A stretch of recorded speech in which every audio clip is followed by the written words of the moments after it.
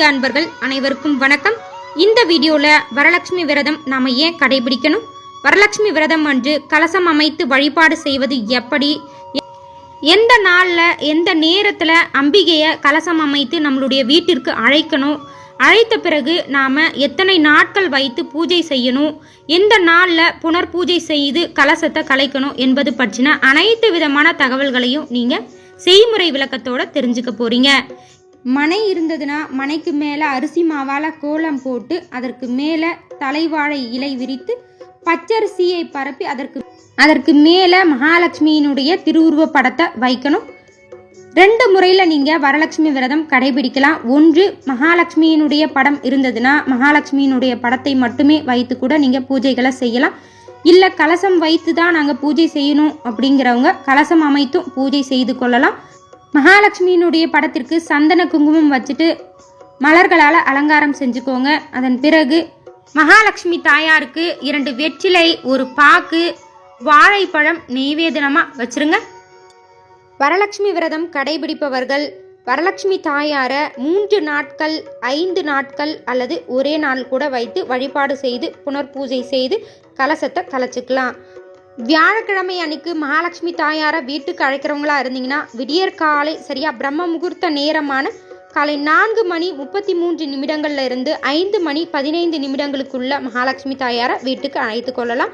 பிரம்ம முகூர்த்த நேரத்தில் அழைக்க முடியாதவர்கள் காலை 9 மணியிலிருந்து 12 மணி வரைக்கும் நேரம் நல்லா தாங்க இருக்குது. அந்த நேரத்திலையும் நீங்கள் அழைச்சிக்கலாம். வேலைக்கு போகிறவங்களா இருந்தால் பிரம்ம முகூர்த்த நேரத்திலேயே நீங்கள் அம்பிகையை வீட்டிற்கு அழைப்பது நல்லது. கலசம் அமைக்கும் முறை: செம்பு அல்லது பித்தளை சொம்புல கலசம் அமைக்கிறது நல்லதுங்க. சொம்பிற்கு மஞ்சள் குங்குமம் வச்சுக்கலாம். மஞ்சள் குங்குமம் வச்சுட்டு இப்போ இதில் சேர்க்கக்கூடிய பொருட்கள் என்னென்ன என்பதை தெரிஞ்சுக்கோங்க. தண்ணீர் ஊற்றியும் கலசம் அமைக்கலாம், அரிசி வைத்தும் கலசம் அமைக்கலாம், அது உங்களுடைய விருப்பம். நான் அரிசி வைத்து தான் கலசம் வச்சுருக்கேன். பச்சரிசி கலசத்தில் சேர்த்துட்டு ஏலக்காய், லவங்கம், 1 ரூபாய் நாணயம் 1, ஒரு எலுமிச்சை பழம், அது கூட வெற்றிலை, பாக்கு, பூ, இதெல்லாம் சேர்த்துக்கோங்க. உங்ககிட்ட என்னென்ன வாசனை திரவியங்கள் இருக்கோ அது எல்லாமே நீங்கள் பயன்படுத்திக்கலாம். பச்சை கற்பூரம் இருந்தால் பச்சை கற்பூரம் சேர்க்கலாம். காதோல கருகுமணி எல்லாம் சேர்ப்பாங்க. நம்ம வீட்டில் என்ன இருக்கோ அந்த பொருட்களை மட்டுமே வைத்து நான் உங்களுக்கு கலசம் அமைத்து காட்டியிருக்கேங்க. நீங்கள் வைக்கக்கூடிய அரிசி, பூ எல்லாமே இந்த தேங்காய் அதில் அமர்றதுக்கு ஏற்ற அளவு கரெக்டாக பார்த்து வச்சுக்கோங்க. அதன் பிறகு தேங்காய்க்கு சந்தன குங்குமம் வச்சு தேங்காயை இப்போ நாம் கலசத்துக்கு மேலே வச்சிடலாம்.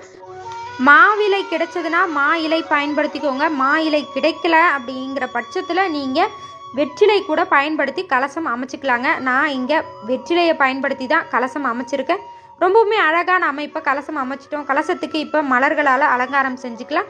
ரொம்பவுமே முக்கியமாக வரலட்சுமி விரதத்தினுடைய மிக முக்கியமான ஒன்று தாலிக்கயிறை இது போல் நீங்கள் கலசத்துக்கு கட்டி விடணுங்க. இந்த தாலிக்கயிறை நீங்கள் பூஜையை முடித்த பிறகு பயன்படுத்தி கொள்ளலாம். இப்போ நாம் கலசம் வச்சாச்சு. இந்த கலசத்தை நாம் வீட்டிற்கு வெளியே, அதாவது வாசற்படிக்கு வெளியே வைத்து அம்பிகையை மனசார நினச்சிக்கிட்டு நாம் ஆரத்தி காண்பித்து அதற்கு பிறகு தான் வீட்டிற்குள்ளே எடுத்துகிட்டு வரணும். கலசத்தை உங்கள் வீட்டில் மூத்த சுமங்கலி பெண் இருந்தாங்கன்னா அவங்க எடுத்து வச்சுக்கிட்டு நின்று அந்த கலசத்தை உள்ளே எடுத்துகிட்டு வரலாம். அப்படி மூத்த சுமங்கலி பெண் யாரும் இல்லைன்னா நீங்களே கூட கலசத்தை எடுத்துகிட்டு வரலாம். உங்கள் கணவர் அதற்கு ஆரத்தி காண்பிக்கலாம். உங்கள் கணவரும் ஆரத்தி காண்பிக்கக்கூடிய சூழ்நிலையில் இல்லை, வெளியூரில் இருக்காங்க அப்படிங்கிற பட்சத்தில் நீங்களே நான் காண்பித்த முறையில் ஆரத்தி காண்பித்து வீட்டுக்குள்ளே எடுத்துகிட்டு வரலாங்க. கலசம் வைத்திருக்கக்கூடிய மனை பெரியதாக இருந்ததுன்னா அதற்கு மேலேயும் வாழை இலை விரித்து பச்சரிசியை பரப்பி அதற்கு மேலே கலசம் வைக்கிறது நல்லதுங்க. வியாழக்கிழமை அன்னைக்கு காலை மாலை ஆகிய 2 வேளைகளையுமே மகாலட்சுமி தாயாருக்கு நீங்கள் பூஜைகளை செய்யணும். மாலையில் எப்பவும் போல் 6 மணிக்கு மேலே நீங்கள் பூஜைகளை செய்யலாம். வெள்ளிக்கிழமை அன்னைக்கு, அதாவது வரலட்சுமி விரத தினமான சரியா 8/8/2025 அன்னைக்கு கலசம் அமைக்க உகந்த நல்ல நேரம் காலை 4:30 முதல் 6 மணி வரைக்கும் நீங்கள் கலசம் அமைச்சு கொள்ளலாங்க. விடியற் காலையில் வைக்க முடியாதவர்கள் காலை 6 மணி முதல் 9 மணி வரை, காலை 10 மணி முதல் 10:30 மணி வரைன்னு இந்த குறிப்பிட்ட நேரத்திற்குள்ள நீங்கள் கலசம் அமைத்து வழிபாடு செய்யலாம்.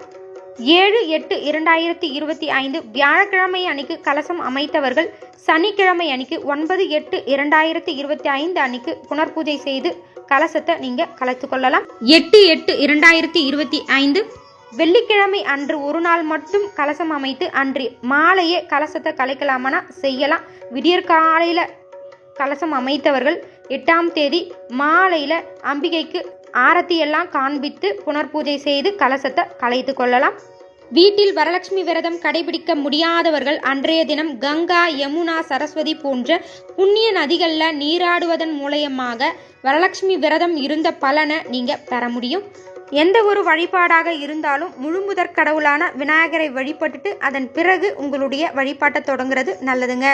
பூஜை செய்ய ஆரம்பிப்பதற்கு முன்பு நாம் விநாயகருக்கு மலர் மற்றும் அருகம்புல்லால் அர்ச்சனை செய்து அவரை வழிபட்டு நான் செய்யக்கூடிய இந்த வரலட்சுமி விரதத்தினுடைய முழு பலனையும் நான் பெறணும், என்னுடைய விரதத்தை அம்பிகை முழுமையை ஏற்றுக்கணும்னு பிரார்த்தனை பண்ணிக்கிட்டு குங்கும அர்ச்சனை நீங்கள் செய்ய ஆரம்பிக்கலாம்.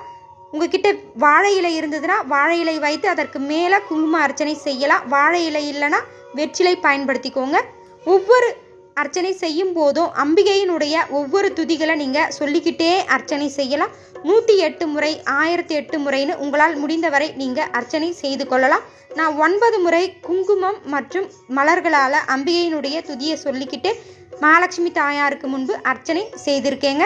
நெய்வேத்தியமாக இனிப்பு பருப்பு போலி, புளி சாதம், தயிர் சாதம், லெமன் சாதம் இதெல்லாம் செய்து வைக்கலாம். இதெல்லாம் செய்ய முடியாதவர்கள் ஒரே ஒரு பால் பாயாசம் அல்லது பாசிப்பருப்பு பாயாசம் செய்து வைத்து கூட அம்பிகையை வழிபாடு செய்யலாங்க. புனர்பூஜை செய்யும் முறை: நீங்கள் வைத்திருக்கக்கூடிய கலசத்திற்கு வெற்றிலை, பாக்கு, வாழைப்பழம் வைத்து கற்பூர ஆரத்தி காண்பித்து அதன் பிறகு கலசத்தை உங்கள் வீட்டில் இருக்கக்கூடிய அரிசி பானையில் எடுத்துன்னு போய் வைத்து அதன் பிறகு கலசத்தில் இருக்கக்கூடிய பொருட்களை நீங்கள் கலைச்சிக்கலாம். மகாலட்சுமியினுடைய திருவுருவ படம் மட்டும் வைத்து வழிபாடு செய்தவர்கள் மகாலட்சுமி தாயாருக்கு வெற்றிலை, பாக்கு, வாழைப்பழம் வைத்து ஆரத்தி காண்பித்து மகாலட்சுமியினுடைய திருவுருவ படத்தை நீங்கள் வைத்திருக்கக்கூடிய அரிசி பானையின் மீது வைத்து அதன் பிறகு எடுத்துகிட்டு வந்து உங்களுடைய பூஜை அறையில் வைத்து கொள்ளலாம். வியாழக்கிழமை அன்னைக்கு கலசம் அமைத்தவர்கள் 9ஆம் தேதி சனிக்கிழமை புனர்பூஜை செய்ய உகந்த நல்ல நேரம் காலை 7:45 8:45 வரை, கௌரி நல்ல நேரம் காலை 10:45 11:45 வரை, மாலை 4:45 5:45 வரை. இந்த நேரத்துக்குள்ள நீங்க புனர்பூஜை செய்து கொள்ளலாம். வெள்ளிக்கிழமை அன்று கலசம் அமைத்தவர்கள் 3வது நாள் ஞாயிற்றுக்கிழமை 10/8/2025 அன்னைக்கு புனர்பூஜை செய்ய உகந்த நல்ல நேரம் காலை 7:45 8:45 வரை, கௌரி நல்ல நேரம் 10:45 11:45 வரை, மாலை 3:15 4:15 வரை. இந்த நேரத்தில் நீங்கள் ஞாயிற்றுக்கிழமை அன்னைக்கு புனர்பூஜை செய்து கொள்ளலாம். முடிந்தவரை அம்பிகையை 3 அல்லது 5 நாட்கள் வைத்து வழிபாடு செய்கிறது சிறப்பு. அப்படி முடியாதவர்கள் வெள்ளிக்கிழமை அன்னைக்கு வைத்து வெள்ளிக்கிழமை அன்னைக்கே நீங்கள் புனர்பூஜை செய்யணும்னு நினைக்கிறவங்க புனர்பூஜை செய்ய உகந்த நல்ல நேரம் மாலை 4:45 5:45 வரை. உங்கள் வீட்டிற்கு வரக்கூடிய சுமங்கலி பெண்களுக்கு என்னென்ன கொடுக்கணும் என்பதை தெரிஞ்சுக்கோங்க.